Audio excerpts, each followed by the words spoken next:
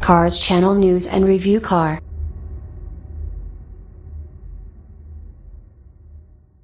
(2017) Opel Ampera E.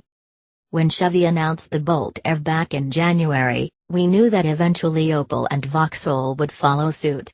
It took a while, but we eventually started seeing spy shots of the Opel version, which is, of course, being called the Ampera E.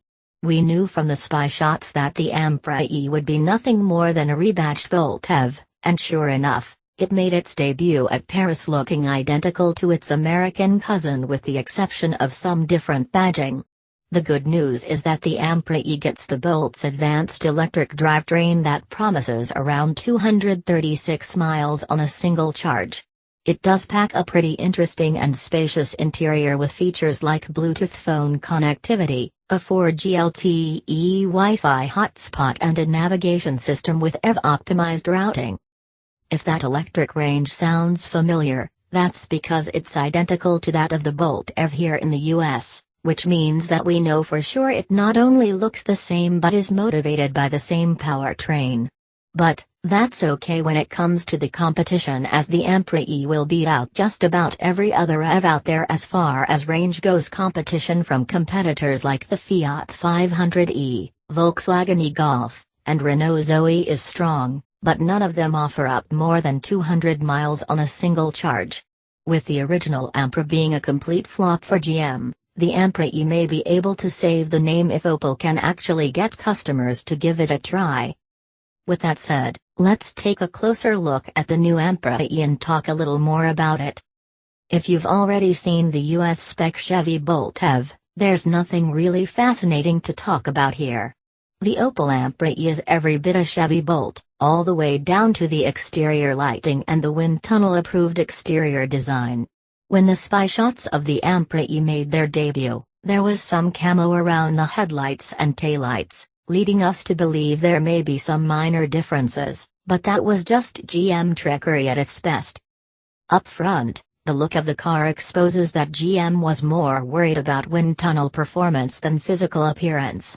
Of course, that's a necessity to get a decent range with battery technology being what it is. The headlights are somewhat sleek with a healthy dose of LED lighting along the bottom edge. The same grille and air dam from the US model carry over. However, the Ampera E gets the Opel badge up front instead of a Chevy Bolt E. Unfortunately, the aerodynamic nature of the body gives the car a somewhat weird look from the A-pillars back with a longer windshield that is angled somewhat awkwardly. To the sides, there's nothing really special to talk about. The Ampera name replaces the Bolt name on that weird extension of the headlights on the fender.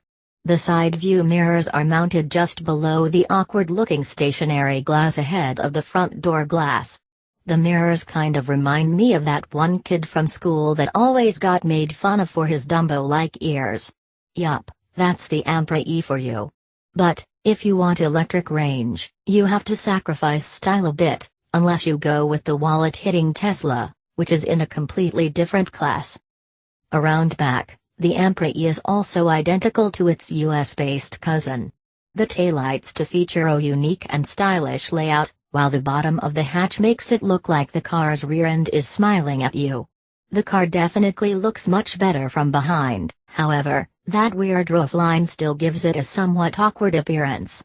Then, there are those lights in the rear fascia that serve as turn signals, reverse lights, and taillights. The car probably would have looked better if all of these lights were integrated into one unit, but the Ampera E is somewhat different in all respects anyway, so it does kind of fit. Of course, we didn't get a look at the interior from the spy shots that we saw prior to the Ampera E's debut in Paris, but as we suspected, it's all Chevy on the inside. That's not necessarily a bad thing, though, as the Ampera E actually has a pretty stylish interior. The floating dash is like a breath of fresh air for anything from GM, and the way the two-tone nature of the dash integrates with the door trim gives the car a wide-open feel. The infotainment system in the center stack offers the usual connectivity options via Apple CarPlay and Android Auto.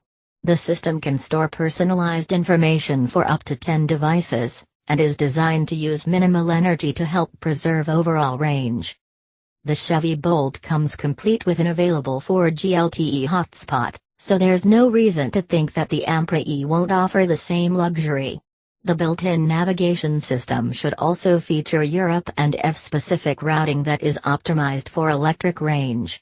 The instrument cluster is rather unique for an EV and features a central display with lots of green backlighting, to help remind you that you're going green when you're driving.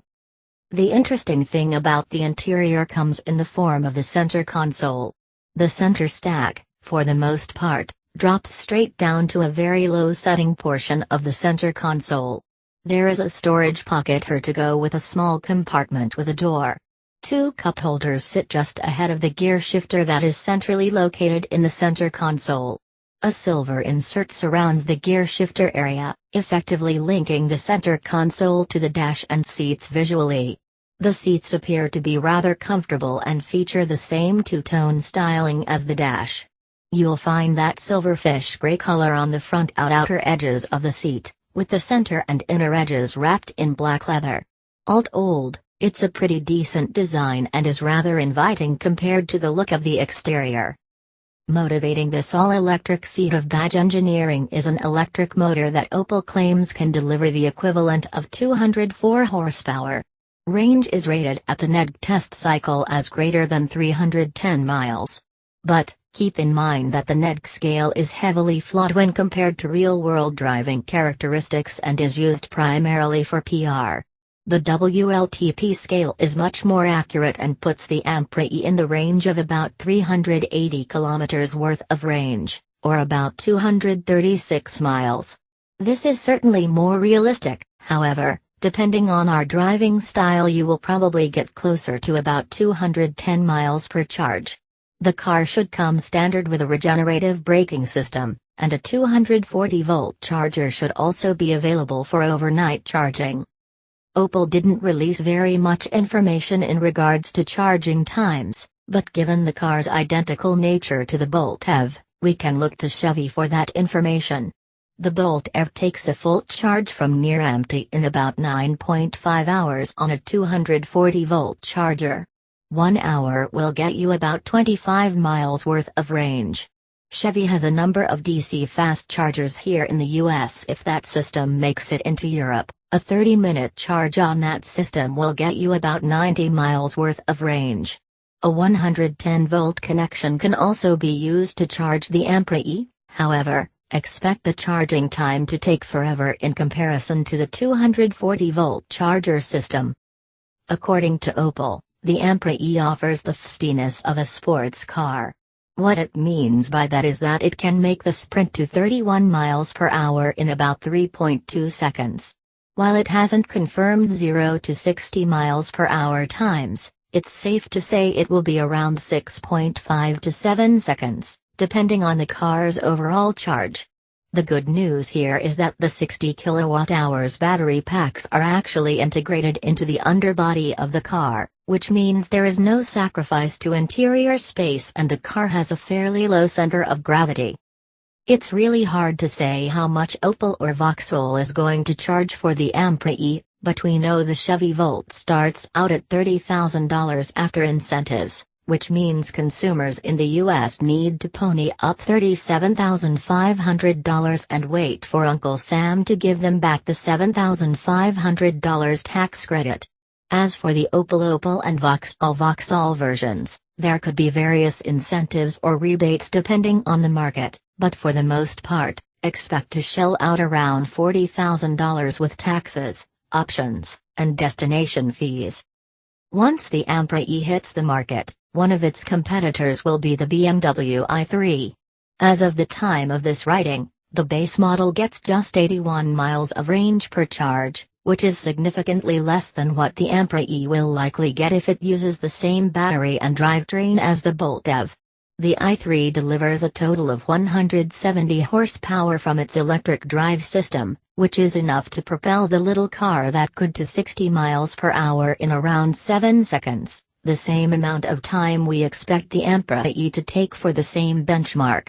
Right now, The base i3 starts out at $42,400 here in the US, but if you want to get the 150 miles offered by BMW's range extender, you're going to have to pony up an extra $3,850, which brings the starting price up to $46,250. For the record, the range extender adds on some extra weight that increases the i3's 60-mile-per-hour sprint to 7.8 seconds. Based on range and price, I would probably have to go for the Ampera E over the i3 at this point.